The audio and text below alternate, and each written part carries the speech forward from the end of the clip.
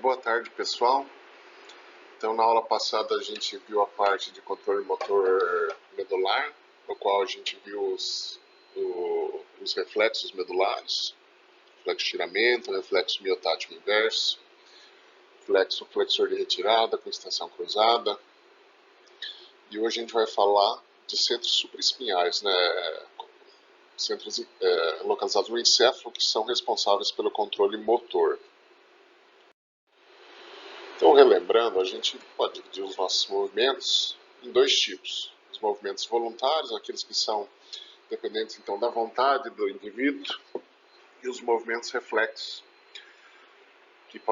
que são movimentos involuntários. Tá? Então, o que hoje a gente vai tratar de uma maneira mais detalhada são os movimentos voluntários.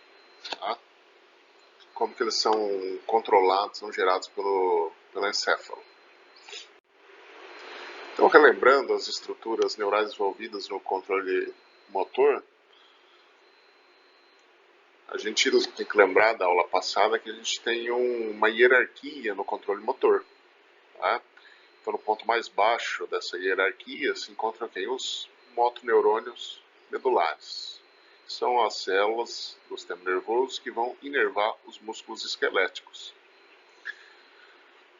Os motoneurônios, por sua vez, os medulares, eles são controlados a sua atividade por quem? Por centros relacionados à motricidade localizados no tronco encefálico, e esses, por sua vez, são controlados pelo córtex motor. Então, o córtex motor pode regular o movimento dos músculos através do controle de núcleos do tronco encefálico, bem como diretamente nos motoneurônios medulares. Além disso, o córtex motor, para realizar o movimento de maneira ordenada, ele precisa do auxílio de duas outras regiões, tá? Do cerebelo e dos núcleos da base, que a gente vai ver também posteriormente no decorrer dessa aula.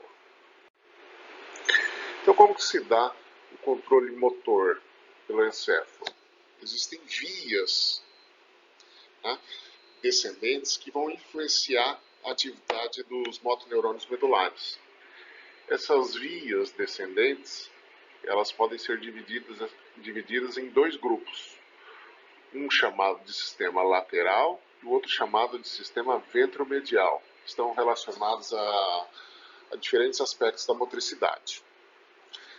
Essas vias, elas podem partir do córtex motor,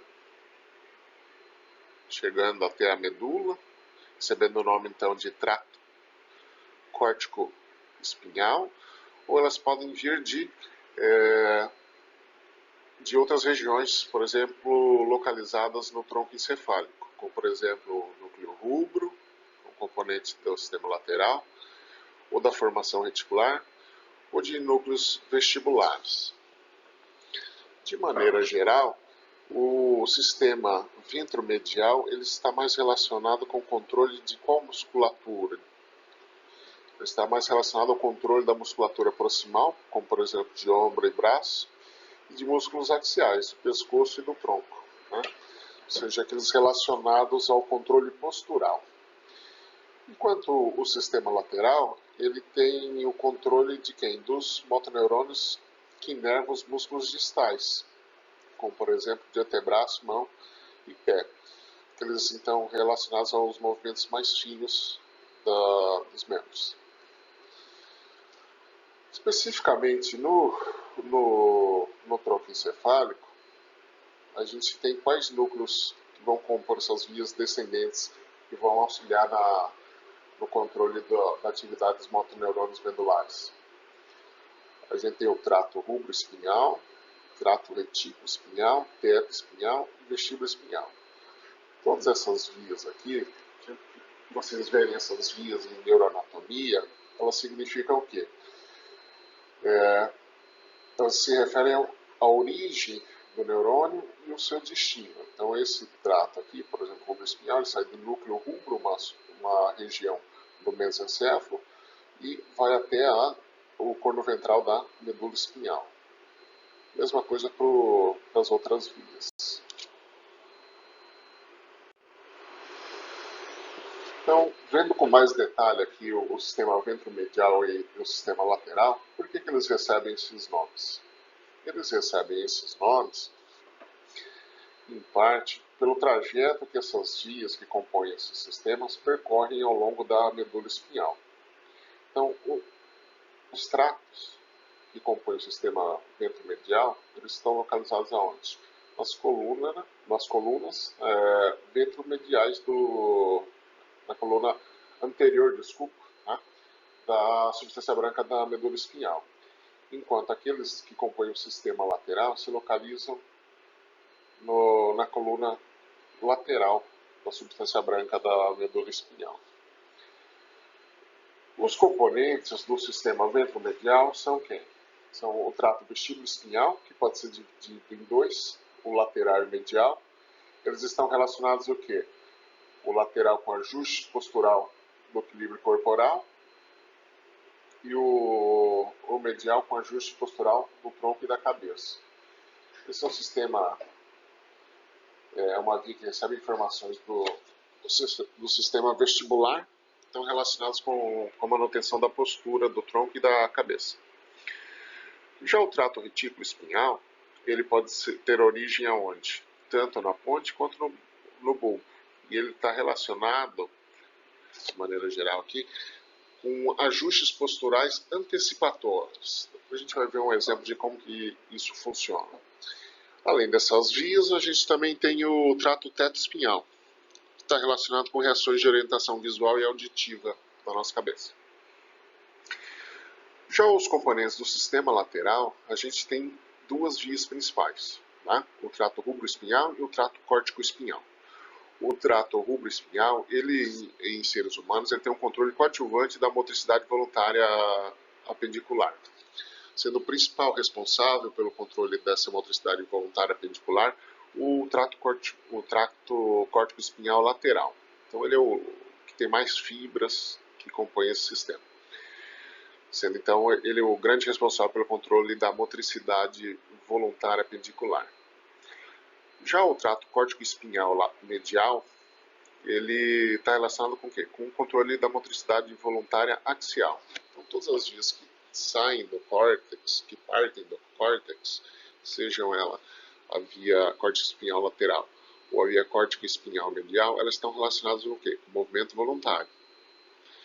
Como a via córtico-espinhal lateral, ela vai fazer conexão com os motoneurônios que inervam os músculos da mão, dos pés, por exemplo, eles estão mais relacionados com os movimentos voluntários mais finos. Já o trato córtico-espinhal medial, ele vai inervar, vai fazer conexões com quem? Com os motoneurônios que estão envolvidos com a inervação do tronco e dos membros proximais. Tá? Então, estando mais relacionado com a motricidade voluntária do tronco e de articulações como, por exemplo, do ombro e do quadril.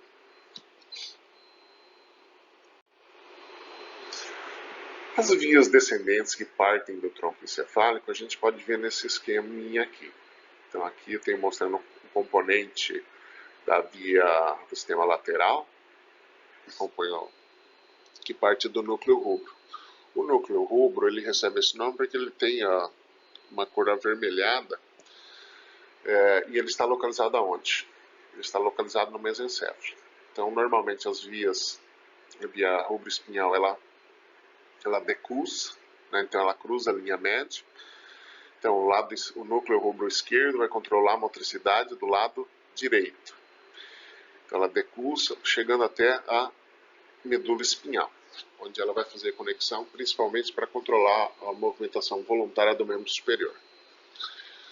Já as vias mediais, que estão localizadas no tronco encefálico e partem do tronco encefálico, são quais? Aquelas que partem do colículo superior, estrutura do mesencéfalo também, formando o trato tectoespinhal. E a gente também tem na região da ponte do bulbo outros núcleos que compõem o sistema de vias mediais, que seria o núcleo vestibular, como a gente viu, medial e lateral, bem como a gente tem que forma então os tratos vestíbulo-espinhal medial e lateral, E como a gente tem núcleos localizados na formação reticular, né, que seria o trato retículo espinhal, que pode então partir tanto da formação reticular contínua ou bulbar. E elas vão ter diferentes funções, como a gente vai ver logo à frente.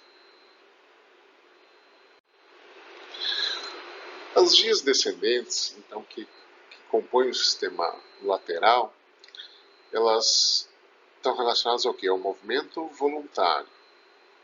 E elas partem da onde? Elas se originam no córtex, na área motora do córtex primário, principalmente. Como a gente viu, elas podem ser divididas em duas, né? O sistema lateral, desculpa, pode ser dividido em dois. O trato córtico espinhal, que é o principal, antigamente chamado de trato piramidal, pelo trajeto que ele faz, e o trato rubro-espinhal. Então, nesse esquema aqui, mostrando esses dois componentes, a gente tem o principal componente, que seria o trato córtico espinhal, parte do córtex. E quando chega na região do bulbo, ele sofre uma decrussação em uma região do bulbo chamada de pirâmides bulbares. Por isso que ele recebeu esse nome, antigamente, de trato piramidal. Ele cruza a linha média, de modo que a maior parte das fibras que compõem o trato córtico espinhal, elas vão fazer o quê? Sofrer decrussação, controlando a musculatura do lado contralateral do corpo. O outro componente seria o quê? O trato rubro-espinhal.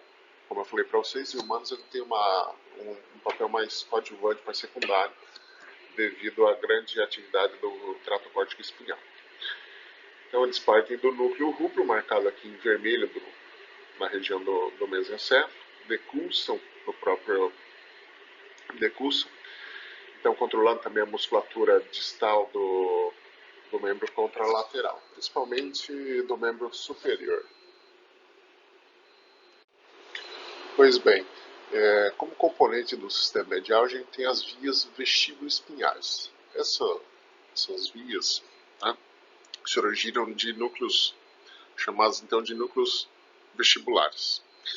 Esses núcleos, por sua vez, eles recebem esse nome porque parte da informação que eles recebem vem do aparelho vestibular. O aparelho vestibular é formado pelos canais semicirculares e por órgãos chamados de órgãos otolíticos, que seria o utrículo e o sacro, que são responsáveis por detectar os movimentos da cabeça. Então, quando ocorre o movimento da cabeça, essas estruturas enviam informação para o encéfalo e parte dessa informação acaba chegando até os núcleos vestibulares. Como que isso ocorre de maneira bem simplificada? Tá? Dentro dos canais semicirculares existe um líquido chamado de endolinfa. Então, quando ocorre movimento da cabeça, o movimento desse líquido estimula mecanorreceptores presentes nesses órgãos, então vão deflagrar potenciais receptores que vão ser conduzidos até o encéfalo, chegando essa informação então até os núcleos vestibulares. Os núcleos vestibulares, então, vão dar origem às vias vestíbulo-espinhais, que pode ser a via medial ou a via vestibular lateral. Você recebe esse nome em decorrência do trajeto que essas vias percorrem na medula espinhal. Com relação à via ou trato vestíbulo espinhal medial, ele termina bilateralmente no corno ventral da medula espinhal, regulando o quê? Regulando os músculos relacionados ao controle postural da cabeça e do tronco. Basicamente, essa via vai ser responsável por regular a posição da cabeça, isso por ativação reflexa de músculos do pescoço. Esse movimento, essa reação reflexa, ela pode ocorrer, por exemplo, em resposta a uma estimulação dos canais semicirculares, né, que podem ser, por sua vez, ativados por movimentos bruscos da cabeça. Um exemplo disso seria quando, por exemplo, o indivíduo cai para frente. Quando o indivíduo cai para frente, reflexamente, ocorre uma dorsiflexão do pescoço e a extensão dos membros superiores, né, de modo a tentar proteger o indivíduo da queda. E esse movimento reflexo de dorsiflexão do pescoço e extensão dos membros superiores é causado pela ativação dessa via vestíbulo-espinhal medial. Com relação à via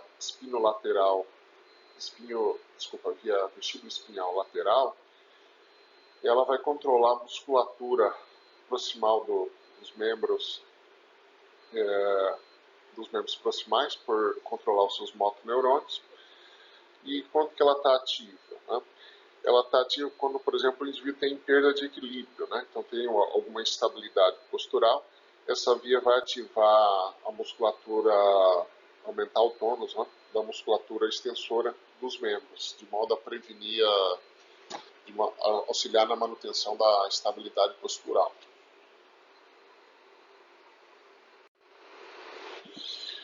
Então, as vias que compõem o trato,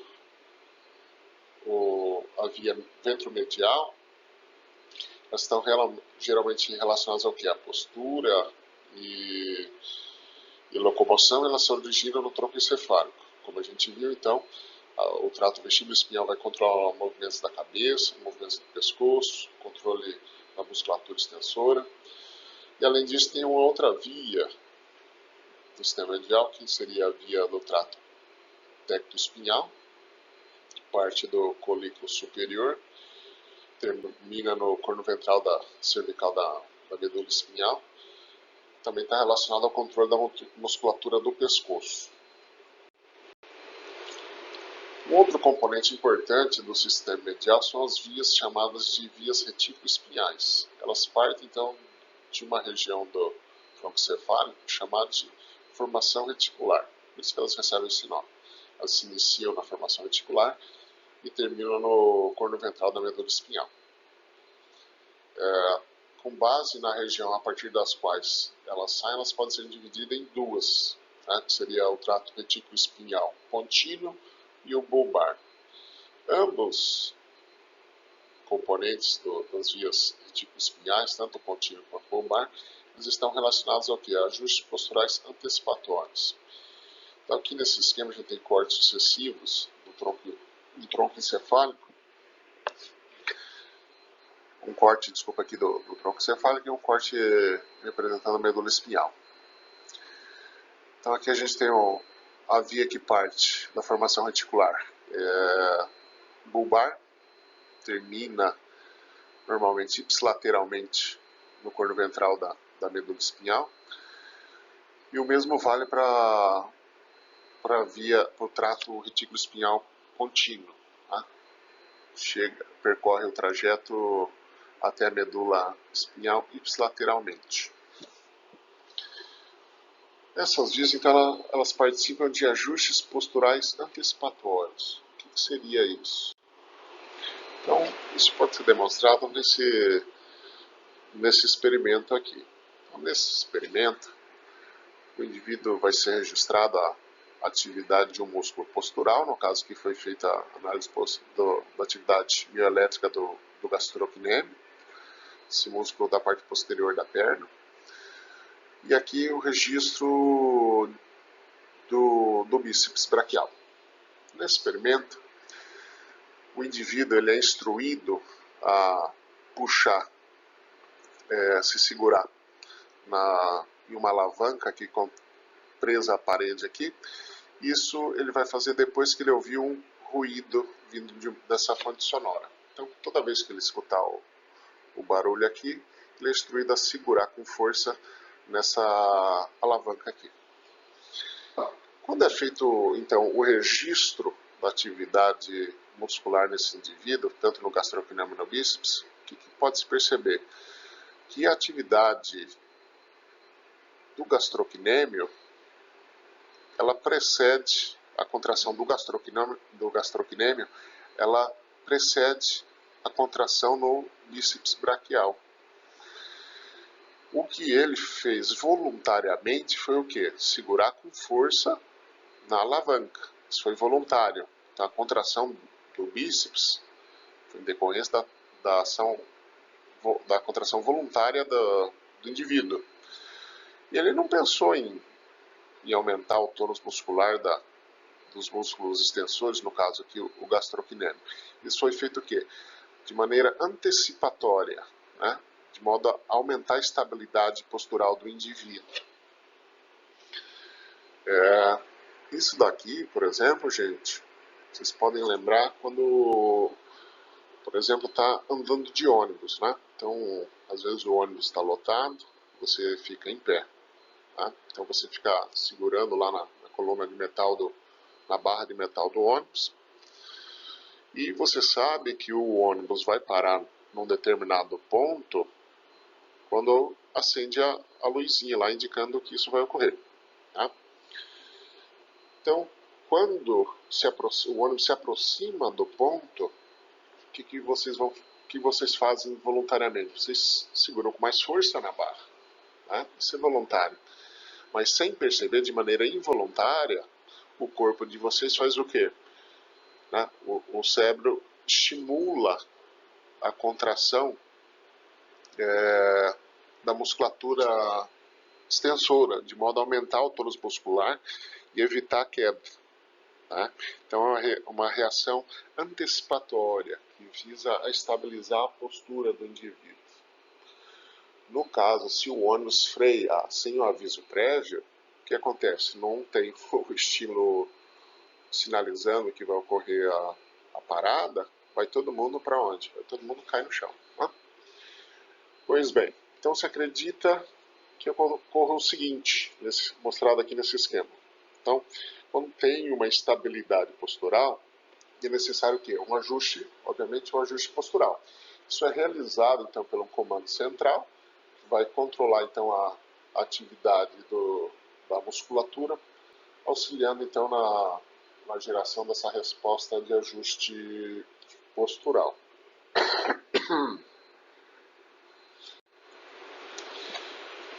Então, com relação ainda às vias que partem da formação reticular, então as vias retículo-espinhais pontinas e bulbares, então elas têm esse controle antecipatório. Uma outra diferença entre essas duas vias seria no controle dos reflexos antigravitacionais. Enquanto que o trato retículo-espinhal pontino aumenta esses reflexos, o bulbar tende a diminuir esses reflexos. Então, resumidamente, os motoneurônios medulares, eles são controlados por dois sistemas que partem de estruturas supraespinhais, localizados tanto no tronco cefálico quanto no córtex motor. Essas vias, elas podem ser divididas funcionalmente e anatomicamente em duas. Uma que compõe o sistema lateral e uma que compõe o sistema chamado de ventromedial. Esses sistemas, como a gente viu, recebem esse nome em decorrência da região da medula espinhal a qual essas vias vão percorrer. Tá? Então, aquelas localizadas na coluna anterior, que recebem o nome de ventromedial, elas estão relacionadas ao quê? As vias vestíbulo espinhal lateral e medial, vão fazer ajustes posturais, né? Controlar o equilíbrio do tronco e da cabeça. E as retículas espinhais, como a gente viu, estão relacionadas a ajustes posturais antecipatórios. Também tem o trato espinhal, que está relacionado também ao controle da musculatura do pescoço. Já as vias que compõem o sistema lateral, a principal, o trato córtico espinhal, e a coadjuvante seria o quê? O trato rubro espinhal. Ambas as vias vão controlar o quê? A motricidade voluntária. Tá? No caso do trato córtico espinhal lateral, o controle da motricidade voluntária se dá mais o quê? Dos membros distais, enquanto a via do tracto córtico espinhal medial está relacionada ao controle voluntário da musculatura axial e proximal. Essas vias, né, do tronco encefálico, as vias vestíbulo espinhal e principalmente as vias retículo-espinhais, elas controlam, como a gente viu, então, motoneurônios da medula espinhal, Mas, por sua vez, essas vias elas são influenciadas pelo córtex motor. O córtex motor, como a gente vai ver, é uma região do giro pré-central que contém, então, a maior parte dos neurônios que vão compor a via no tracto córtico espinhal. Além dessas áreas, dessa área motora localizada no giro pré-central, chamado de córtex motor primário, existem outras regiões do lobo frontal que também estão envolvidas no controle motor. Essas áreas são chamadas de áreas motoras associativas, como o córtex premotor, e uma outra que ele está mostrando aqui nessa figura, que seria a área motora suplementar. Então, o córtex motor ele vai influenciar a motricidade, inclusive as regiões do tronco encefálico, por essas duas vias, tanto a via córtex espinhal lateral quanto a medial. Mas, principalmente, o controle postural se dá o quê? Através da via córtico espinhal ventral ou medial. Então, basicamente, nesse esquema aqui, mais fácil de visualizar, a gente tem aqui, então, as vias que compõem o sistema lateral e o sistema ventromedial. Aqui no tronco encefálico a gente viu vários núcleos que compõem o sistema ventromedial, né, da via da formação reticular, do mesencéfalo, dos núcleos vestibulares. E esses, por sua vez, são regulados pelo córtex motor. E o córtex motor, ele também recebe informações do córtex sensorial, de outras áreas do córtex pré-frontal. E essas informações vindas do córtex sensorial, do córtex pré-frontal, normalmente elas chegam de maneira indireta ao córtex motor. Então, elas podem chegar via dos núcleos da base, passando pelo tálamo, ou passando pelo cerebelo, via tálamo chegam de volta ao córtex. E o córtex motor, então, vai receber essas informações, enviar diretamente para a medula, ou modular a atividade das vias ventromediais, localizadas no tronco encefálico. Então agora, partindo para o movimento voluntário, como que ele é organizado? Tá? Como que se organiza o movimento voluntário? Isso é algo muito complexo. Tá? Eles são organizados aonde? No nível cortical. Tá? E eles vão sobrepor então os circuitos neuronais da medula que são responsáveis pelos arcos reflexos, né? Pelos movimentos reflexos. Então, vamos tentar entender como uma ideia, né, uma intenção de movimento se transforma então numa sequência organizada de contrações musculares de modo a gerar um movimento ordenado, um movimento delicado. Então, o controle motor, aqui a gente tem algumas estruturas, né? A gente pode dividir então o controle motor então, na iniciação do movimento, planejamento do movimento e na execução do movimento. Quem inicia o movimento é o córtex motor primário. Estou falando de movimento voluntário, né? Então, quando o córtex motor primário ele é ativado, vai ocorrer movimento. Então, se inicia o movimento. Para o movimento ser feito de maneira harmônica, né, o córtex motor precisa receber informações. Essas informações, né, o planejamento do movimento, essa informação, né, está chamada aqui de ideia, ela pode vir então de áreas de associação cortical e chegar até o córtex motor, por onde? Via tálamo, né, passando antes nos núcleos da base ou pelo cerebelo.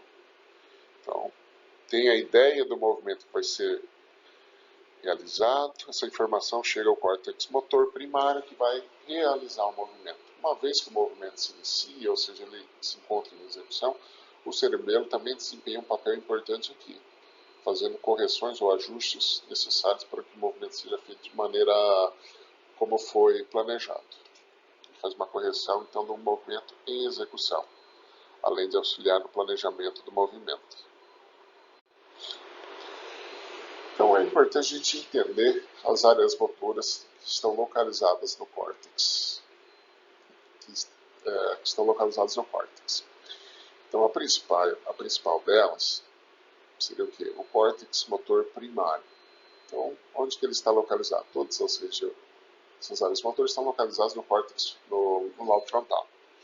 O córtex motor primário está localizado especificamente no giro pré-central. Se a gente lembrar da aula de somestesia, ele tem então o sulco central, que vai separar o lobo frontal do lobo parietal. No giro pós-central, a gente vai ter o córtex somestésico primário.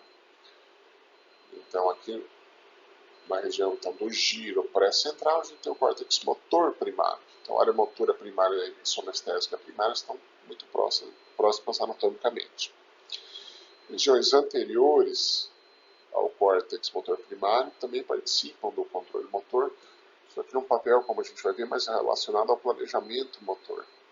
Seriam outras áreas chamadas de área motora suplementar, marcada aqui em verde, dessa vista lateral, e a área premotora marcada em azul claro. Aqui uma vista lateral mostrando a extensão então, do córtex motor primário e da área motora suplementar. O córtex motor primário, como eu falei para vocês, ele é necessário para a iniciação do movimento voluntário. Então, quando o movimento vai ser executado, os neurônios do córtex motor primário são ativados. Já essas outras áreas de associação, duas mostradas aqui, seria a área pré-motora e a área motora suplementar, então tem o córtex cingulado, seriam áreas de associação motora, que elas estão envolvidas com o quê? Com o planejamento do movimento voluntário. Com relação ao córtex motor primário, o que a gente vai ver agora?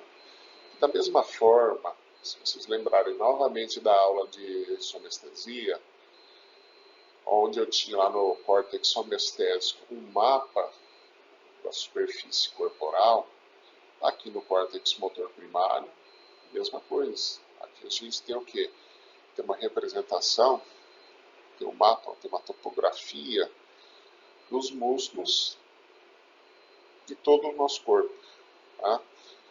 E a gente vai ter o quê? Então, um homúnculo, chamado agora então de homúnculo motor. Da mesma forma que o córtex somestésico, esse mapa ele não é proporcional ao tamanho dos membros. Tá? Então, regiões que a gente consegue fazer movimentos mais delicados, como por exemplo a mão e as faces, tem o quê? Tem o maior número de neurônios dedicado no córtex motor primário para realizar essas funções. Tá? E aqui, ó, veja só, na região medial do córtex motor primário, a gente tem o quê? Os motoneurônios relacionados ao controle da musculatura dos membros inferiores, e conforme a gente vai vindo para a linha lateral, a gente tem o quê? Os motoneurônios superiores que vão controlar a musculatura do membro superior e mais lateralmente ainda da face. Então a gente tem esse mapa motor no córtex motor primário, que é chamado de homúnculo motor. O que está representado no córtex motor primário? O que tem ali? Se sabe, né? Que o córtex motor primário vai representar o neurônio, ele vai ser capaz de causar um movimento completo quando ativado. Então, o único neurônio cortical, quando ele é ativado, ele é capaz de realizar um movimento completo. E uma única célula cortical motora, ela pode inervar vários neurônios motores medulares. De modo que, então, um único motoneurônio, lá da medula espinhal, ele pode receber conexões de diferentes motoneurônios corticais. Aqui nesse ponto, eu vou fazer uma distinção com relação à aula passada. Na aula passada, eu chamei o motoneurônio medular de motoneurônio inferior. Isso é para diferenciar esse motoneurônio inferior do motoneurônio localizado no córtex motor primário, que agora a gente vai chamar de motoneurônio superior. Então, o motoneurônio superior é o quê? O motoneurônio localizado no córtex motor. Enquanto que o motoneurônio inferior é aquele o quê? Localizado no corno ventral da medula espinhal. Então, retomando aqui, então, um determinado movimento ele é codificado pela atividade média de muitas células corticais. Então, basicamente, o que se tem ali no córtex motor? Que a ativação de um único neurônio é capaz de gerar todo o movimento. E que a gente vai ver agora. Um exemplo disso, aqui ó, então o córtex motor primário ele contém mapas de movimentos corporais. Então aqui nesse esquema aqui ó, a gente tem as colunas, né, que representariam neurônios do córtex motor. Como todo o córtex cerebral, eu tenho camadas, normalmente tem o quê? 6 camadas, né, bem distintas. E aqui representando essas camadas, seria aqui então um motoneurônio, tá? Lá do córtex. Quando eu faço, aqui tem uma garrafa, né, e o indivíduo está fazendo uma pinça entre o polegar e o indicador. Então o movimento que ele está realizando seria o quê? Esse movimento de pinça e indicador para pegar a garrafa. Esse movimento aqui, ele é causado pela atividade, por exemplo, desse neurônio localizado lá nessa determinada camada aqui. Então esse neurônio, quando ativado, é capaz de gerar todo esse movimento aqui. Um outro movimento, levemente diferente, um pouco diferente, seria o quê? O indivíduo segurar a garrafa, mas agora com um dedo a mais, por exemplo. Então aqui ele está segurando, fazendo a pinça, a oposição do polegar com o indicador e com o dedo médio. Nessa situação aqui, quem causa esse movimento, né, partindo do princípio que, então, que o córtex motor primário contém mapas dos movimentos corporais, seria a ativação de um outro motoneurônio. Então é um outro motoneurônio que causaria esse movimento diferente do primeiro que a gente viu. A musculatura que está causando a oposição do polegar e do indicador, desses dois exemplos, é a mesma, só que elas estão sendo controladas por um motoneurônio cortical diferente. Então é isso que a gente acabou de ver no slide anterior. O mesmo motoneurônio medular que controla, então, os músculos, nesse exemplo aqui, os músculos distais, eles podem ser inervados por motoneurônios diferentes, responsáveis, quando ativados, por movimentos diferentes. Então, basicamente, hoje se acredita que o que está representado no córtex motor primário são o quê? Vamos chamar assim de mapas, né, de movimentos corporais. Vamos ver um pouco mais de detalhe, então, do córtex motor primário. Como eu falei para vocês, ele está localizado onde? No giro pré-central. E ele é a grande origem da via o quê? Da via córtico-espinhal. Existem outras regiões que vão compor a via córtico-espinhal, mas na maior parte o quê? Tem origem no córtex motor primário. Então, os motoneurônios aqui presentes vão enviar informações diretamente para a medula espinhal ou por via indireta, passando por onde? Pelos núcleos motores do tronco encefálico. A maior parte da via do trato córtico-espinhal, então ela tem origem lá no córtex motor primário. Essa informação descende através do neuroeixo e sofre decussação no bulbo, numa região chamada de pirâmide bulbar. Nessa região aqui, então, ocorre a decussação, de modo que o córtex motor primário do lado direito vai controlar a musculatura do lado contralateral. Existe uma exceçãozinha com isso que a gente já vai ver.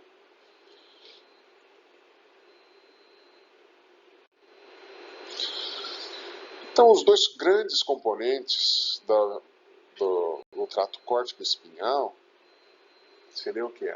Havia o trato córtico-espinhal lateral e o medial. A via lateral ela vai compreender a maior parte desse trato, né, compreendendo cerca de 70% até 90% dessa via. Ela se origina também, né, no córtex pré-motor, na área motora primária. Inclusive, ela pode ter até neurônios que partem do córtex somestésico.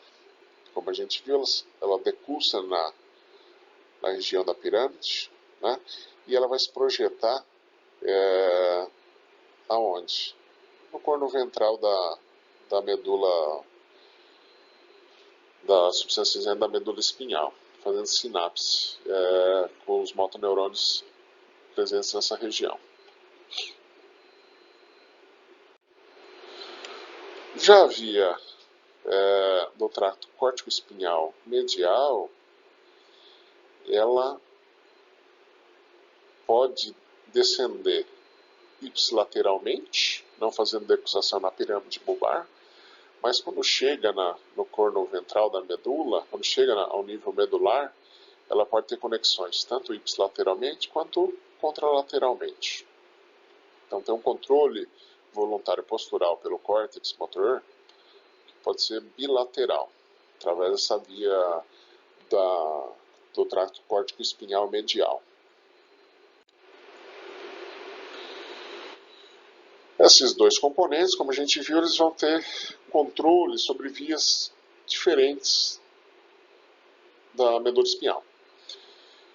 O sistema lateral, a gente viu, está relacionado aqui ao controle dos movimentos finos e coordenados dos membros, ou seja, controle de neurônios motores inferiores dos membros, dos músculos distais. Enquanto que a via ventromedial está mais relacionada aqui ao controle postural, né, e estabilização das articulações.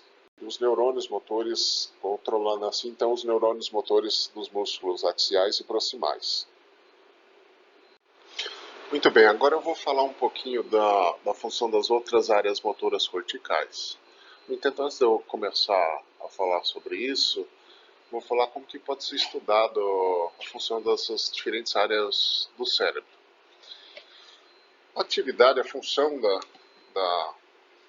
de determinadas áreas corticais, ela pode ser utilizada por exames de imagem funcional, como por exemplo a tomografia por emissão de pósitrons. Nessa técnica, né, o indivíduo é injetado, por exemplo, com algum marcador radioativo, normalmente ligado a uma molécula, como por exemplo a glicose, e durante uma determinada tarefa cerebral, as regiões que vão estar mais ativas durante essa atividade vão consumir mais glicose, aparecendo então mais esse radioativo no exame de tomografia. Então, a partir disso, né, por exemplo, aqui durante a atividade motora, né, como por exemplo o indivíduo falar, tem um aumento da atividade, ou seja, maior marcação desse radioativo aonde? No córtex motor. Tá? E, por exemplo, o indivíduo abrindo o olho, né, olhando para algum objeto, tem a maior atividade do córtex occipital e assim por diante. Então, é um exame que permite fazer com o indivíduo acordado, né, e faz uso então desses marcadores radioativos.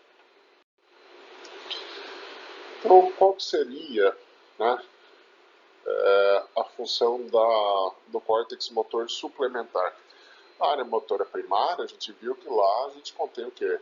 Neurônios, né, que vão ser ativos durante o início dos movimentos. Então, vai executar o movimento, o córtex motor primário fica ativo. Então, aqui a gente tem, nesse esquema aqui mostrado em verde claro, o córtex motor primário, e aqui em cima a área motora suplementar, e o verde mais escuro aqui seria a área pré-motora. Isso daqui foi solicitado para o indivíduo realizar um movimento simples de oposição do polegar com o indicador. E foi feito então o exame, por exemplo, de tomografia por emissão de pósitrons. Após o indivíduo realizar esse movimento simples, quais regiões ficaram mais ativas? As regiões ativadas foram quem? A área motora primária e também o córtex somestésico primário. Por que foi ativado o córtex somestésico primário? Porque realizar esse movimento estimulou os próprios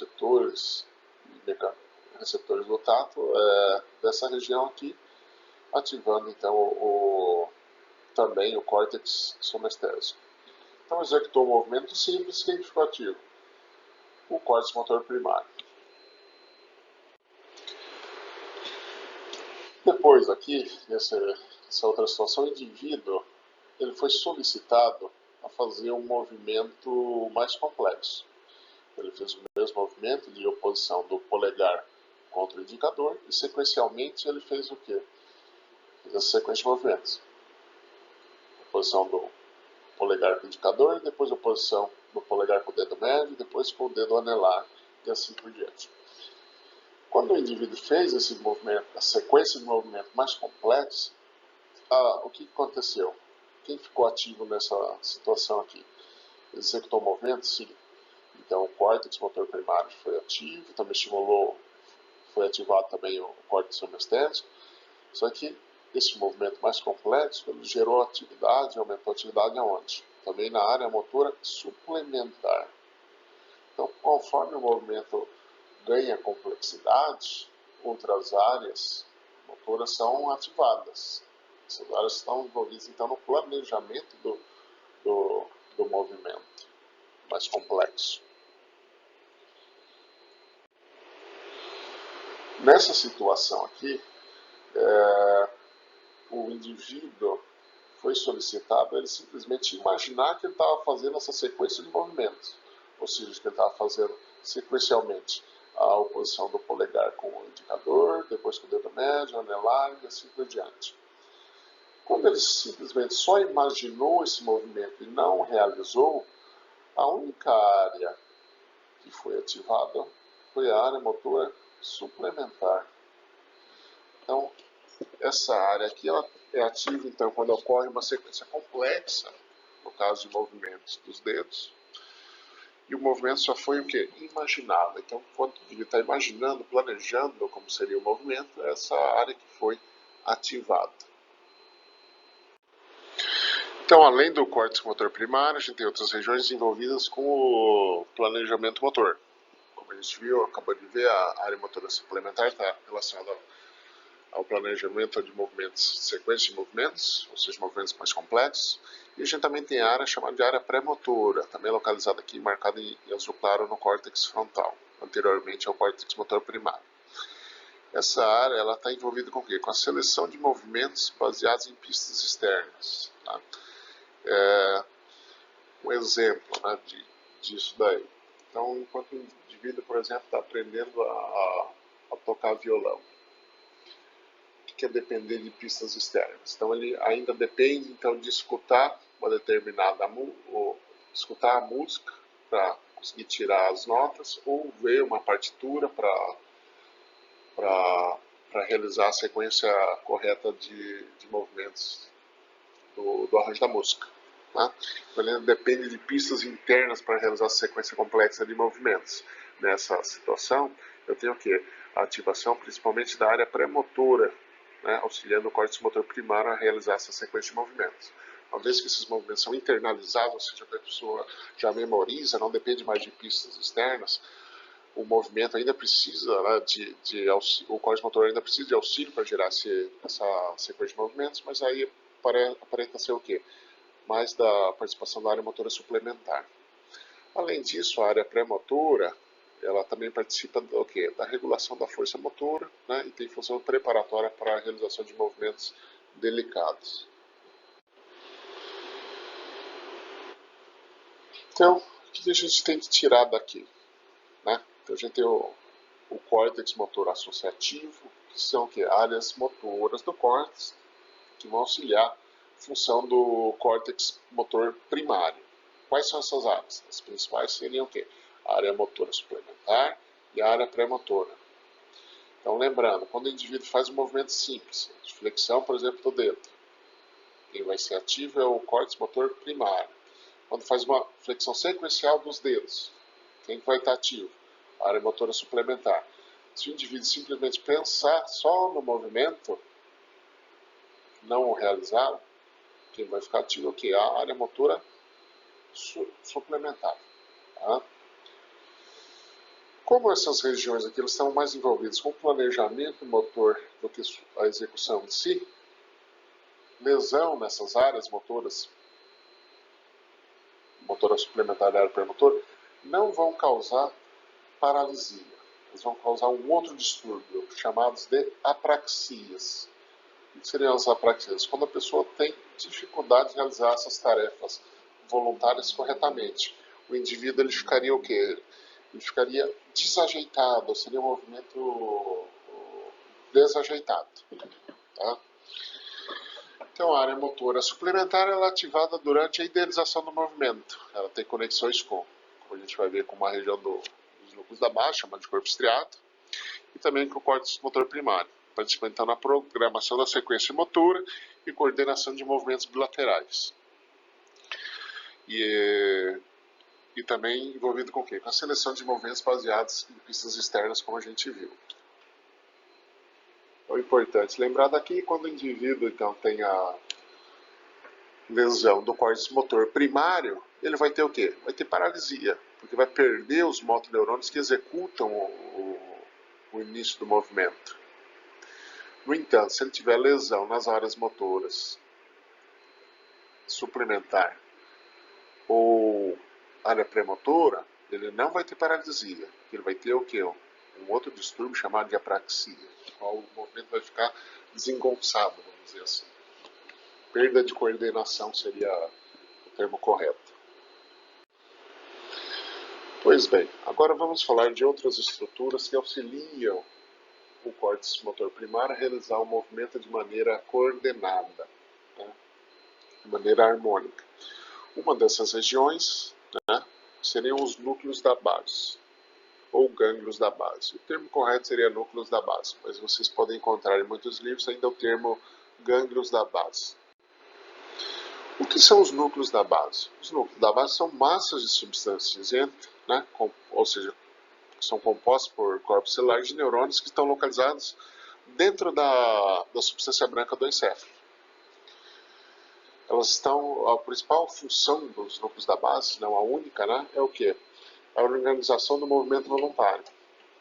Essa participação na organização do movimento voluntário, ela é realizada o quê? Através do córtex motor. Então ela vai coordenar a maior parte dos movimentos corporais de maneira subconsciente, com contração de vários músculos simultaneamente. Então os núcleos da base, eles participam então da seleção e início dos movimentos voluntários. Tá?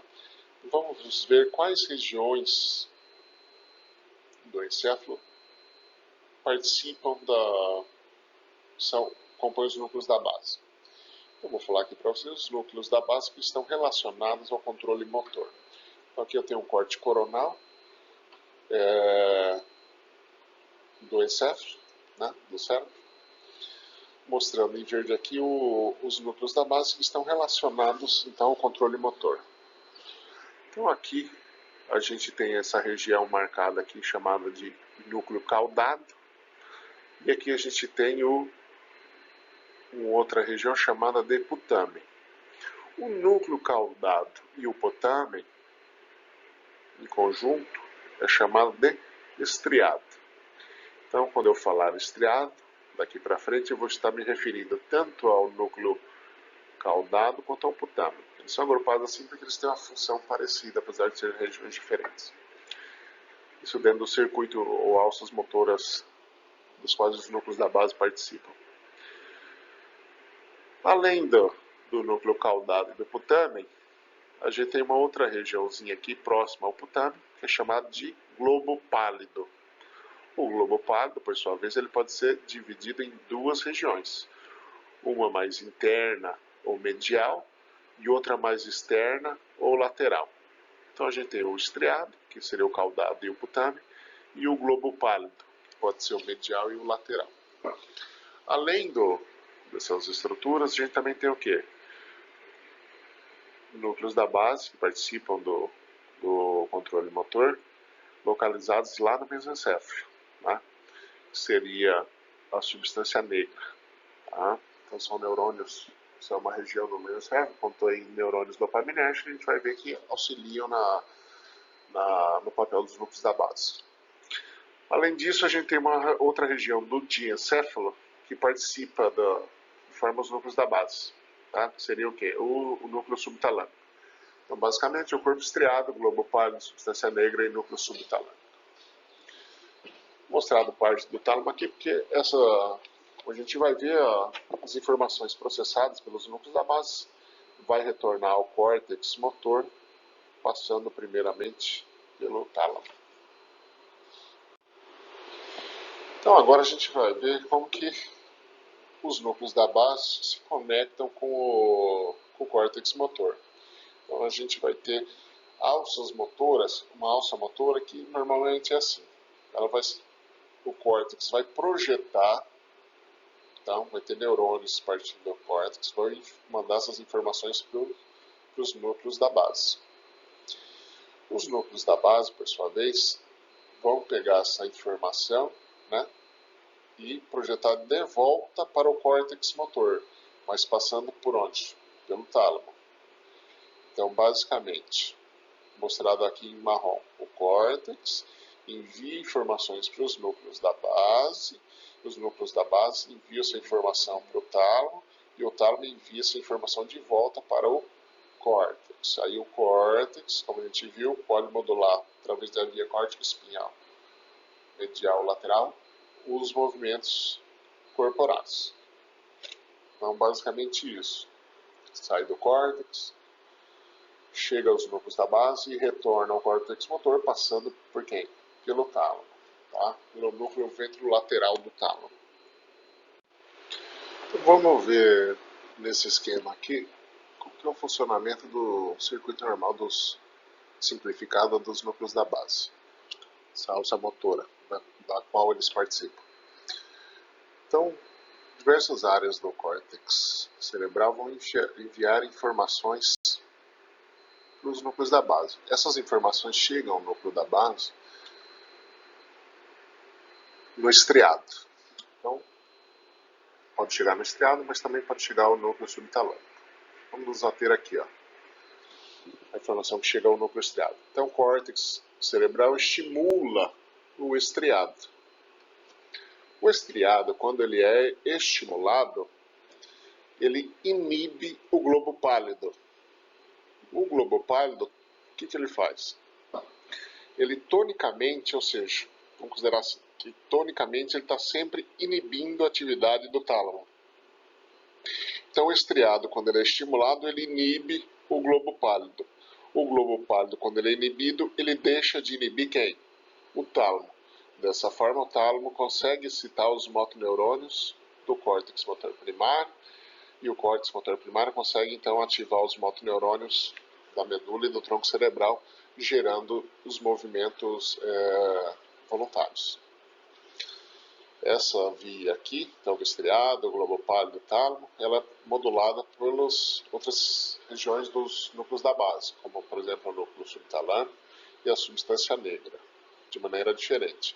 O núcleo subtalâmico utiliza glutamato como neurotransmissor, enquanto a substância negra ela libera dopamina, modulando a atividade do estriado.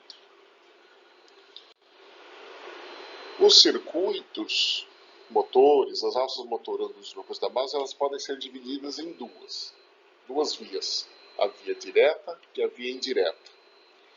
Vamos ver a via direta inicialmente. A via direta, como a gente vai ver, é uma via que vai facilitar o início, a geração de movimentos voluntários. Ela vai facilitar a ativação do córtex motor primário. Então, o que acontece? O córtex, né, diversas áreas do córtex, estimulam o estriado.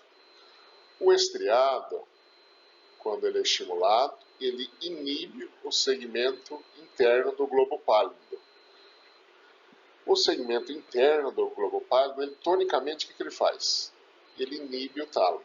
Se o globo pálido interno está inibido, ele deixa de inibir o tálamo e o tálamo consegue fazer o quê? Estimular os neurônios, os motoneurônios presentes aonde? No córtex motor. Essa é a via direta. É uma via, então, que vai facilitar com que o tálamo estimule os motoneurônios corticais. Essa via direta ela é modulada pela atividade da substância negra. Através da família de receptores o quê? D1 de dopamina. Então, a substância negra libera dopamina no no estriado, que vai fazer o quê? Vai estimular o estriado, como a gente viu quando então o caudado e o putame, ou seja, o estriado é estimulado, ele inibe o globo pálido interno, que deixa de inibir quem? O tálamo. Se o tálamo então consegue, o tálamo dessa forma consegue fazer o quê? Estimular os motoneurônios superiores do córtex. Então a via direta é uma via que facilita a ativação dos neurônios do córtex frontal. Ela facilita a geração de movimentos voluntários. E ela é facilitada pela dopamina liberada pela substância negra, principalmente atuando aonde? Nos receptores da família D1. Pois bem, agora vamos falar da via indireta. Nessa figura eu tenho a via indireta e a via direta. Então, a via direta está mostrada aqui, vou falar brevemente dela novamente. Então olha só, o córtex motor estimula o estriado. O estriado é estimulado tanto pelo córtex quanto pela substância negra, através de receptores D1, vai fazer o quê? Quando estimulado, ele inibe o segmento interno do globo pálido, que tonicamente faz o quê? Inibe o tálamo. Se ele deixa de inibir o tálamo consegue estimular o córtex. Então a via direta, como vem falando, ela faz o quê? Facilita a ativação dos motoneurônios corticais, facilita a geração de movimentos voluntários. A via direta, ela vai passar por outros circuitos, por outras estruturas, desculpa, então, outro circuito. Nela, o que vai acontecer? O córtex cerebral estimula o estriado. O estriado estimulado inibe o segmento externo do globo pálido. O segmento externo do globo pálido, se ele está inibido, ele deixa de inibir o segmento interno. Se o segmento interno não está inibido, ele inibe os neurônios talâmicos. Se os neurônicos talâmicos estão inibidos, o que vai acontecer? Vai ter uma menor ativação de motoneurônios do córtex frontal. Então, enquanto a via direta facilita a ativação dos motoneurônios corticais, ou seja, o início dos movimentos voluntários, a via indireta inibe, devido à inibição dos neurônios talâmicos pelos neurônios do globo pálido interno. A via direta e a via indireta, elas são moduladas de maneira diferente pela substância negra. A substância negra, como a gente viu, ela facilita a via direta, atuando em receptores D1. No entanto, a substância negra ela também pode o quê? Diminuir a atividade da via indireta. Como que ela faz isso? Atuando numa outra classe de receptores dopaminérgicos. Seriam o quê? Os receptores da família D2. Então, dopamina liberada pela substância negra, na verdade, o que ela vai fazer? Ela vai facilitar a geração de movimentos, tanto por estimular a via direta, quanto por inibir a via indireta. Como que ela inibe a via indireta? Vamos ver aqui. A dopamina, então, liberada pela substância negra, atuando nos receptores D2, ela vai inibir o estriado. O estriado inibido deixa de inibir o globo pálido externo. O globo pálido externo, se ele não está inibido, ele funciona mais. Se ele funciona mais, ele vai inibir quem? O globo pálido interno. Se o globo pálido interno está inibido, ele deixa de inibir o tálamo e o tálamo consegue estimular o córtex. Então a dopamina liberada pela substância negra atuando nos receptores D2, ela diminui a atividade da via indireta e facilita a ativação dos motoneurônios corticais. A gente também tem um outro papel aqui do núcleo subtalâmico. O núcleo subtalâmico ele pode ser ativado diretamente por quem? Pelo córtex motor, uma via chamada de via, está indicada aqui, mas de via hiperdireta. O núcleo subtalâmico, quando ele é estimulado pelo córtex, o que ele faz? Ele estimula o globo pálido interno. Estimulando o globo pálido interno, ele faz o quê? Inibe mais o tálamo, dificulta a ativação dos neurônios corticais. Durante a via indireta, parte da informação também pode chegar até o núcleo subtalâmico. Vamos ver como que isso vai funcionar desde lá do começo. Então, na via indireta, o córtex estimula o núcleo caudado. O núcleo caudado, quando é estimulado, inibe o segmento externo do globo pálido. O segmento do globo pálido, então, quando ele está inibido, ele deixa de inibir o globo pálido e o globo pálido interno vai funcionar mais por causa disso. Outro efeito da diminuição da atividade do globo pálido externo é o quê? Que ele deixa de inibir quem? O núcleo subtalâmico. O núcleo subtalâmico, quando é ativado, o que ele faz? Ele estimula ainda mais o globo pálido interno. Então o globo pálido interno vai ficar mais ativo na via indireta por diminuição da inibição do segmento externo, bem como por ativação de quem? Ativação do núcleo subtalâmico. Então o globo pálido interno ativo faz o quê? Inibe o tálamo, e o tálamo inibido diminui a ativação dos neurônios corticais. Essa é a via indireta. O conhecimento do funcionamento dos núcleos da base é importante porque existem duas doenças neurodegenerativas que têm sintomas motores, principalmente, que estão relacionados ao mau funcionamento dos circuitos dos núcleos da base. Então, a gente tem duas doenças neurodegenerativas. Uma seria a doença de Parkinson, que é caracterizada clinicamente por hipocinesia, bradicinesia, cinesia e hipertonia, né, acompanhados por tremores de repouso. A causa da doença de Parkinson é o quê? A degeneração de neurônios dopaminérgicos da substância negra. Então, por algum motivo que ainda não se conhece, o indivíduo começa a ter degeneração e perda desses neurônios dopaminérgicos. Como a gente vai ver a seguir, isso vai impactar na geração de movimentos voluntários pelos indivíduos com doença de Parkinson. Então, na doença de Parkinson, tem dificuldade de gerar movimentos, e a maior parte dos sintomas eles envolvem o quê? Rigidez muscular, né? Dificuldade de iniciar os movimentos, hipocinesia e bradicinesia. Os movimentos ficam, com diminuição dos movimentos, eles ficam mais lentos. No outro lado do espectro, a gente tem o quê? A doença de Huntington, que é uma doença genética autossômica dominante.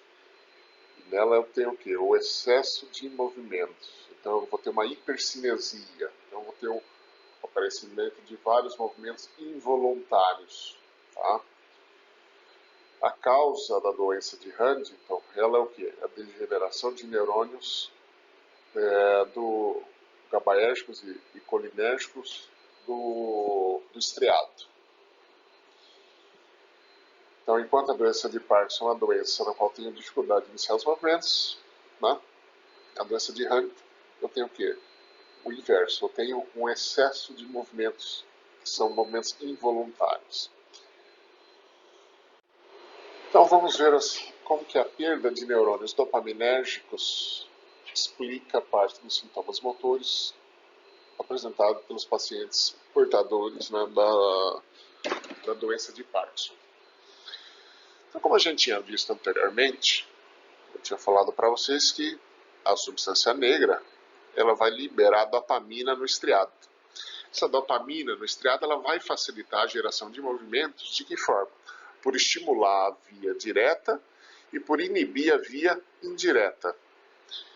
Então, como que a perda de neurônios dopaminérgicos dificulta a ativação dos neurônios corticais?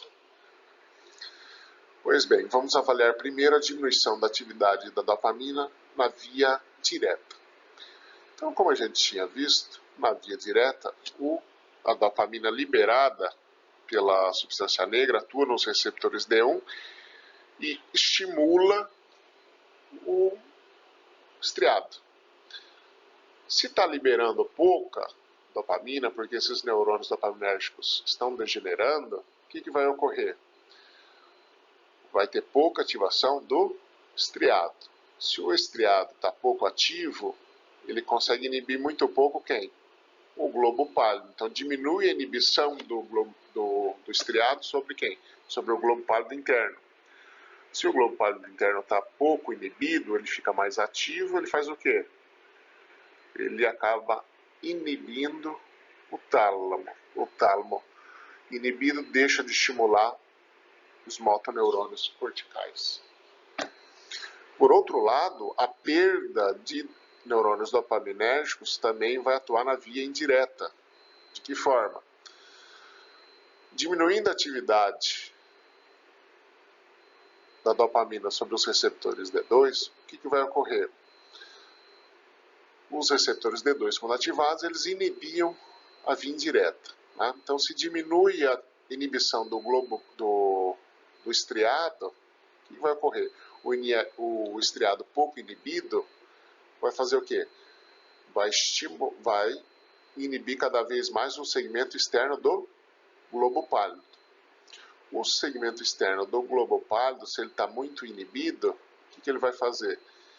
Ele vai deixar de inibir o núcleo subtalâmico. Se o núcleo subtalâmico não está inibido, ele vai estimular bastante o segmento interno do globo pálido. O segmento interno do globo pálido, então, vai ficar mais ativo e, da mesma forma, vai inibir os neurônios talâmicos, que, por sua vez, não vão conseguir estimular os neurônios corticais. Então, é dessa forma que a perda de neurônios dopaminérgicos na doença de Parkinson vão acarretar na diminuição da geração de movimentos por esses pacientes. Então, tanto por diminuir a atividade da via direta, quanto por aumentar a atividade da via indireta da alça motora dos núcleos da base. Pois bem, os pacientes acometidos pela doença de Parkinson, eles, então, uma vez feito o diagnóstico, é iniciado o tratamento farmacoterapêutico. Uma doença progressiva, não há cura, né? E inexoravelmente vai chegar a um ponto que os pacientes vão começar a apresentar diminuição da resposta à farmacoterapia. Nesses casos, pode ser indicado a realização de procedimento cirúrgico para, vamos dizer assim, correção do funcionamento do circuito dos núcleos da base. Antigamente era feita cirurgias ablativas, nas quais algumas determinadas regiões dos núcleos da base eram lesadas permanentemente. Nessas situações, por exemplo, pode ser feita, vamos dar exemplo aqui, de lesão do segmento interno do globo pálido. Então, se é feita uma cirurgia e é lesionado o segmento interno do globo pálido, o que vai acontecer? O globo pálido interno, como a gente viu, ele tonicamente inibe quem? Tonicamente ele inibe o tálamo. Se ele está lesionado, o que vai ocorrer? O tálamo vai conseguir excitar com maior facilidade os motoneurônios corticais. Então, um dos procedimentos cirúrgicos que poderia ser utilizado é o quê? A cirurgia ablativa sobre o segmento interno do globo pálido, de modo a diminuir a sua inibição, porque a inibição do tálamo, facilitando a ativação do tálamo, do córtex pelo tálamo. Da mesma forma, poderia ser feito o quê? Uma lesão no núcleo subtalâmico. Se uma lesão, o que ocorre se for realizada uma lesão no núcleo subtalâmico? Se o núcleo subtalâmico é lesionado, ele vai deixar de estimular quem? O globo pálido interno. Se o globo pálido interno, então, não é tão estimulado, ele vai deixar de inibir tanto o tálamo, e o tálamo consegue excitar mais os motoneurônios corticais. Então, inicialmente, as primeiras cirurgias que foram utilizadas no tratamento da doença de Parkinson, no intuito de diminuir os sintomas motores, envolvia então lesão ablativa de algumas partes desse circuito. Hoje é feito o quê? Hoje se usa uma outra técnica, porque o que acontece? Né? A lesão ela é permanente. Né? Então, uma vez lesionada, se a cirurgia é mal sucedida, não tem como voltar atrás. Hoje se utiliza aqui um outro procedimento chamado de estimulação nervosa profunda, cerebral profunda, no qual é implantada no cérebro do indivíduo alguns alvos, o quê? Eletrodos. Esses eletrodos, eles vão estimular continuamente uma determinada região até ela ficar o quê? Até ela ser inativada. Então é uma estimulação de alta frequência que eventualmente vai o quê? Inativar uma região, uma determinada região. Então é um procedimento que vai ter um efeito semelhante à cirurgia ablativa, só que ela pode ser o quê? Se ela foi realizada de maneira errada, os eletrodos podem ser desligados. Né? Então ela, vamos dizer assim, ela é em parte reversível. Né?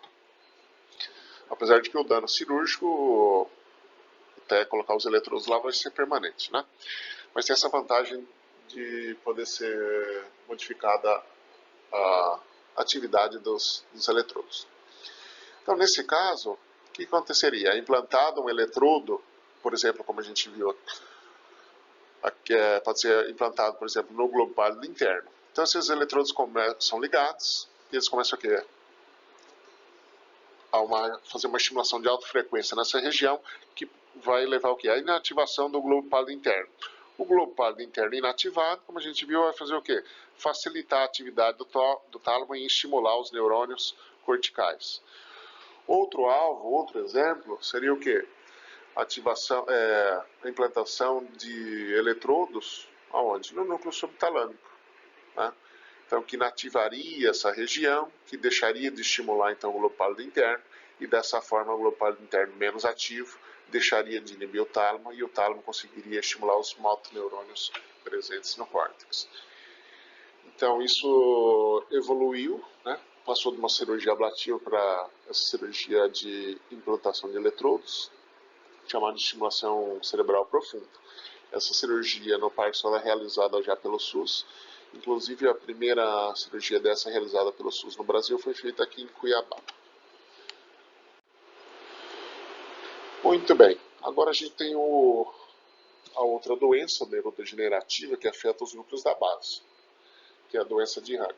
Uma doença hipercinética, vai ter aumento da geração de movimentos involuntários. A doença de Huntington tem o quê? Perda de neurônios do estriado. Como que a perda de neurônios do estriado vai levar ao aumento da atividade dos neurônios talâmicos e acabar estimulando os neurônios corticais? Vamos ver. Quando esses neurônios, então, sofrem degeneração, vai diminuir o quê? A ação da via indireta, que a via, como a gente viu, inibe a geração de movimentos. Tá? Inibe a ativação dos motoneurônios corticais. Então, se esses neurônios aqui do caudado e do hipotálamo começam a degenerar, o que vai ocorrer? Uma diminuição da via indireta, diminuindo o quê? A inibição do globo pálido externo. Então, o globo pálido externo ele vai ficar o quê? Ele vai ficar mais ativo. O globo pálido externo mais ativo faz o quê? Inibe diretamente o globo pálido interno, e ele também inibe o globo pálido interno indiretamente por aumentar a inibição de quem? Do núcleo subtalâmico. O núcleo subtalâmico fica muito inibido e deixa de estimular o globo pálido interno. De qualquer maneira, o que vai ocorrer? Uma diminuição da atividade tônica do globo pálido interno. Isso vai acarretar no quê? No aumento da atividade excitatória do tálamo sobre o córtex motor, levando à geração de movimentos excessivos e involuntários. Então é dessa forma que ocorre que a perda de neurônios do corpo estriado acarreta no aumento da excitação dos neurônios corticais pelos neurônios talâmicos. Pois bem, pessoal, a última estrutura que a gente vai ver na aula de hoje, relacionada ao controle motor, que auxilia a realização dos movimentos voluntários, seria o cerebelo. Tá? Ele participa no quê? Na manutenção do equilíbrio e da postura, controle do tônus muscular, auxilia no planejamento dos movimentos voluntários, na coordenação da marcha e na aprendizagem motora. O cerebelo não tem conexões diretas com os motoneurônios medulares. de modo que lesões no cerebelo vão causar o quê? Perda de coordenação dos movimentos, chamados de ataxias. Essas lesões, dependendo da região do cerebelo que afeta, vão ter efeito sobre a postura, perda de tônus muscular, mas não vão afetar a percepção proprioceptiva, né? Nem funções corticais superiores, e então vai causar paralisia devido a essa ausência de conexão direta do cerebelo com os neurônios motores inferiores.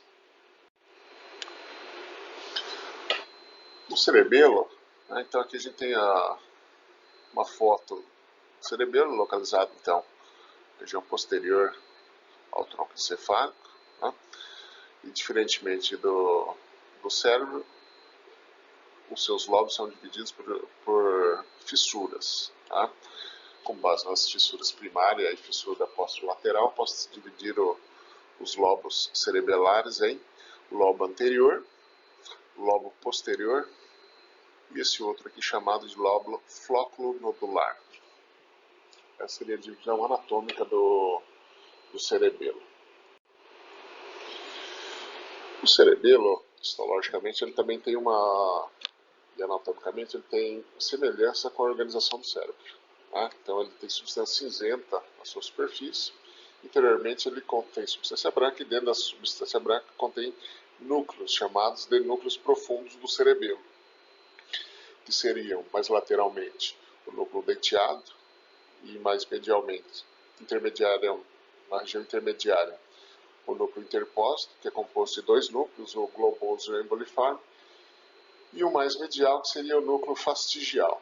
E esses são, então, o núcleo fastigial, o interposto e denteado, chamados de núcleos profundos do cerebelo.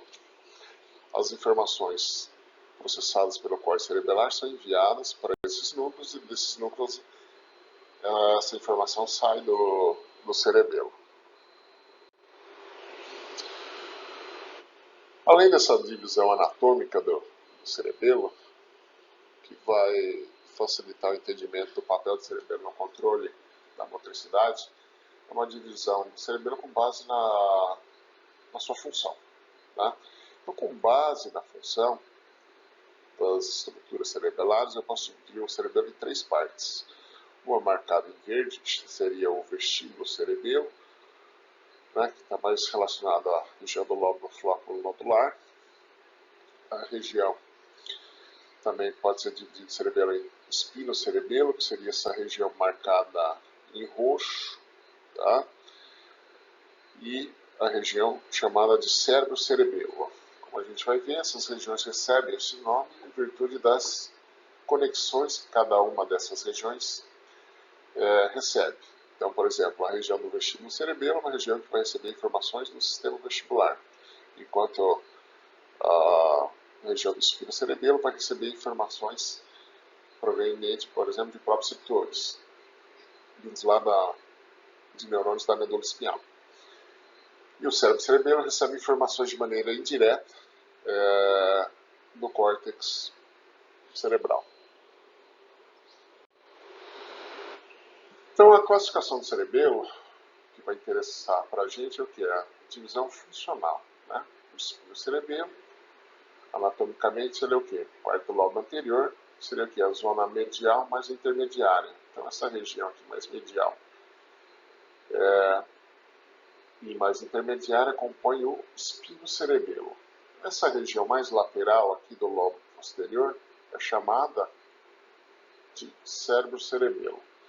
E a região do lóbulo flóculo-nodular seria o que? O vestíbulo cerebelo.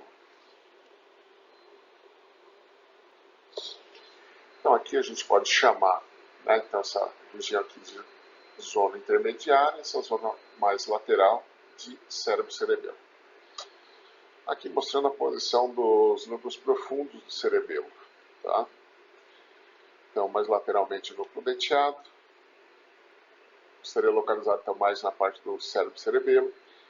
E na região intermediária eu teria o núcleo interposto, né, o globoso e o emboliforme, que fariam parte então do espinocerebelo. E aqui, mais medialmente, teria o núcleo fastigial. Então vamos ver agora como que essas diferentes partes cerebelo estão conectadas, de onde elas recebem informação e para onde que elas enviam. Então, vamos começar pela região do vestíbulo cerebelo. A região mais central, faz parte do vestíbulo cerebelo, ela recebe informações vestibulares, né, do labirinto vestibular, e envia informações de volta para os núcleos vestibulares. Então, essa parte do cerebelo, do vestíbulo cerebelo, ela recebe informações vestibulares e envia informações novamente para os núcleos vestibulares. Já a região do espino cerebelo, ela recebe informações sonestésicas, né? E proprioceptores, por exemplo, chegam e fazem sinapses nessas regiões aqui, os neurônios cerebelares. E essa informação aqui, ela é enviada para onde? Né? Ela pode ser enviada para o córtex motor e também para o núcleo rubro. Para o córtex motor, ela é enviada via tálamo. Já a região referente ao cérebro cerebelo recebe esse nome porque ela recebe aferências corticais, tanto de áreas motoras quanto de áreas associativas relacionadas à motricidade. O principal núcleo dessa região seria o núcleo denteado, que vai enviar essas informações também via tálamo para onde? Para áreas do córtex motor relacionadas às vias descendentes laterais. Né? Então, controlar o córtex motor primário e também, da mesma forma, o núcleo rubro. O núcleo facial, ele vai enviar informações que vão controlar as vias descendentes, tanto dos núcleos vestibulares quanto aquelas vias retículo-espinhais. Tá? São relacionadas, então, também ao controle da postura. Então, vamos ver aqui as funções principais da região do vestíbulo cerebelo. Como a gente viu, essa região ela recebe aferências dos núcleos vestibulares, né? Sistema vestibular, e as referências elas partem novamente para os núcleos vestibulares. Também junto com a formação reticular, essas referências, essa região do cerebelo, ela vai ter a função do quê? De controlar a musculatura axial e proximal do corpo. Então a principal função dela é o quê? Controlar essa musculatura, garantindo o quê? O equilíbrio e a postura do corpo. De modo que lesão nessa região do vestíbulo cerebelo, a função dela fica mais explícita quando a gente avalia o que acontece quando ela está lesionada. Quando tem uma lesão então, do vestíbulo cerebelo, o paciente ele vai apresentar perda de coordenação do tronco, uma situação chamada de ataxia troncular. Tá? Então ele vai apresentar o quê? Instabilidade do tronco, ele vai estar sempre instável. Tá? Como ele está sempre instável, com dificuldade de permanecer ereto, ele vai apresentar o quê? Uma base alargada para evitar quedas. Tá? E também pode apresentar movimentos irregulares dos olhos, chamados de nistagmo. Então, lesão no vestíbulo cerebelo vai acarretar basicamente nessas condições aqui que envolvem a perda de motricidade fina, né, vamos dizer assim, controle adequado da musculatura axial e proximal.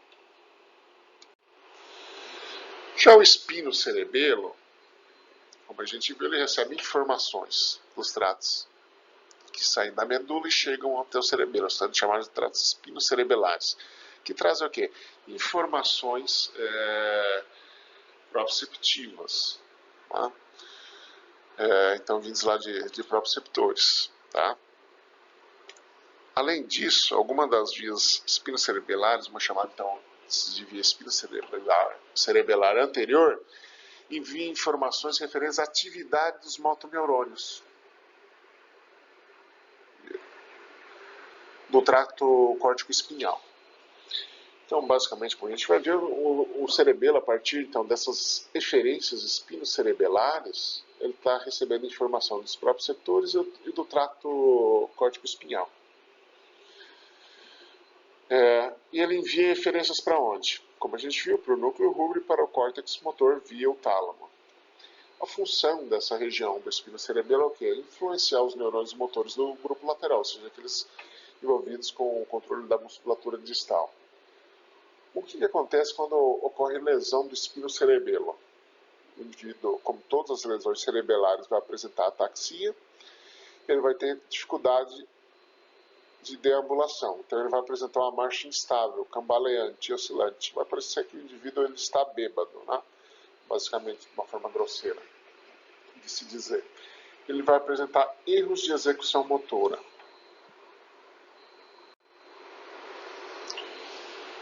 E por último, né, a gente tem o cérebro cerebelo.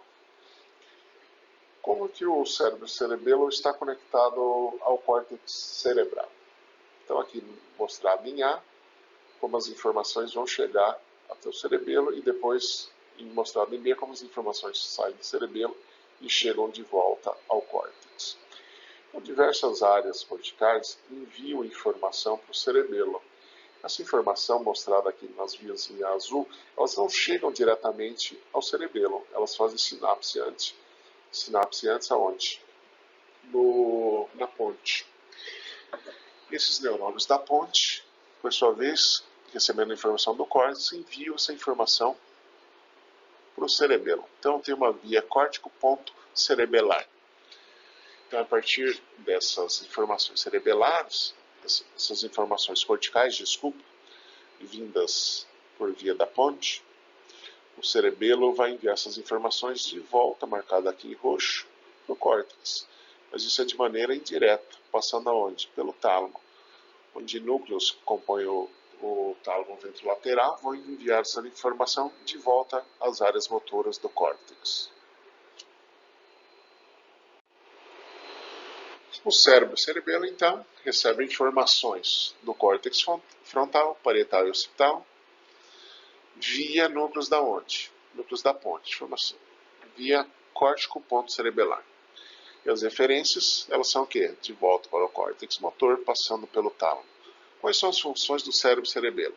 Ele ajuda no controle do tônus muscular, da programação do movimento voluntário, correção do movimento que está sendo executado e da aprendizagem motora. Então, lesões do cérebro cerebelo vão acarretar no quê? O indivíduo vai apresentar novamente ataxia, ou seja, incoordenação motora, né? Tanto dos membros como pode apresentar incoordenação motora da fala. Vai apresentar dismetria, né? Que aqui está marcado, desculpa, erroneamente como erros na força, na verdade é erros na execução de tarefas, né? De que forma?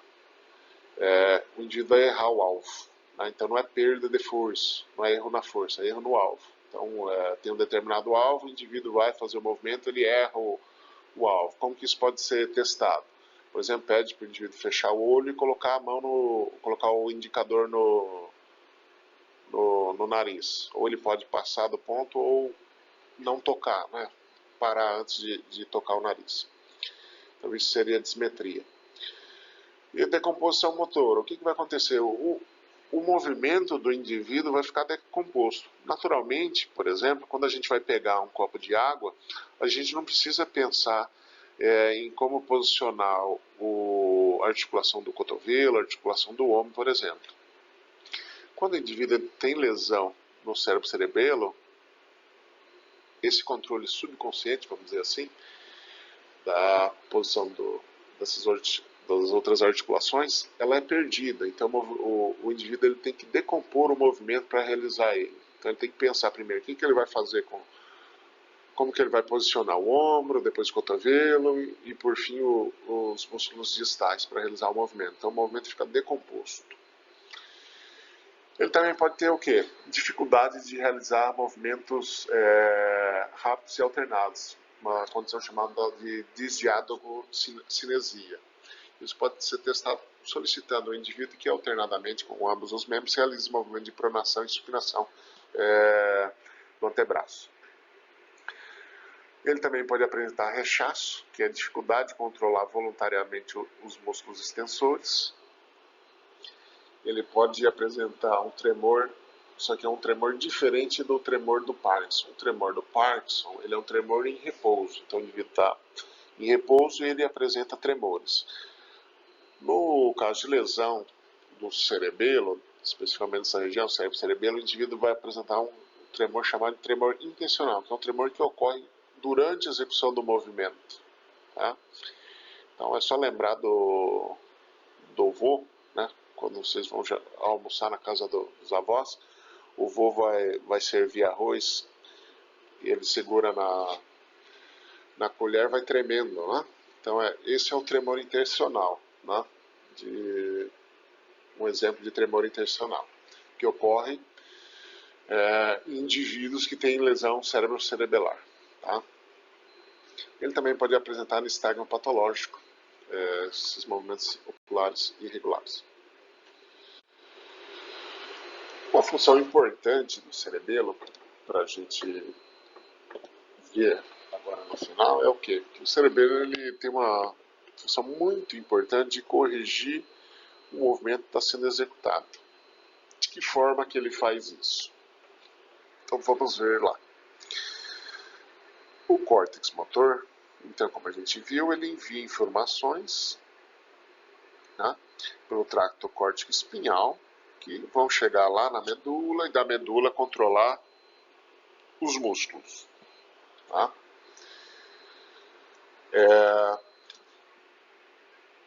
O córtex motor, então, ele, além de fazer essa conexão direta lá com os motoneurônios medulares, que vão controlar os músculos, ele também envia informações, tem colaterais, que vão acabar chegando aonde? No cerebelo. Então, o que está acontecendo? Né? O cerebelo está recebendo informações vindas do córtex, do que o córtex está mandando os músculos fazerem. Além de receber essa informação vinda do córtex, o cerebelo também recebe informação de proprioceptores,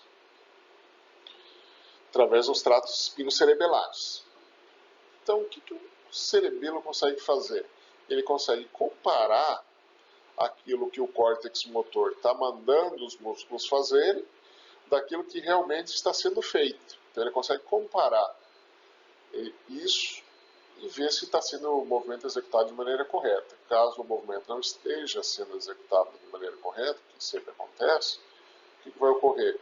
O cerebelo envia informações de volta ao córtex para que o movimento seja corrigido. Essas informações são enviadas via tálamo. Então, envia informações até o tálamo e o tálamo envia informações novamente ao córtex. Dessa forma, o cerebelo auxilia o córtex motor a corrigir o movimento que está sendo executado de maneira diferente daquela que tinha sido programada. Ele ajuda a corrigir o movimento em execução. Então, em resumo, para a gente finalizar isso daqui, o córtex cerebelar pode ser dividido em 3 áreas funcionalmente distintas. Né? O vestíbulo-cerebelo, que tem conexões com o núcleo vestibular, então está relacionado à manutenção do equilíbrio da postura.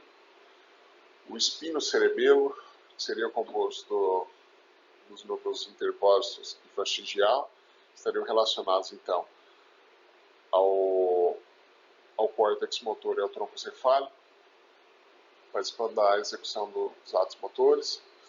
E o cérebro-cerebelo, né, do qual participa o núcleo profundo chamado de núcleo denteado, que envia informações de volta ao córtex motor por meio do tálamo, participando do planejamento motor. Então, em resumo, é isso. Obrigado.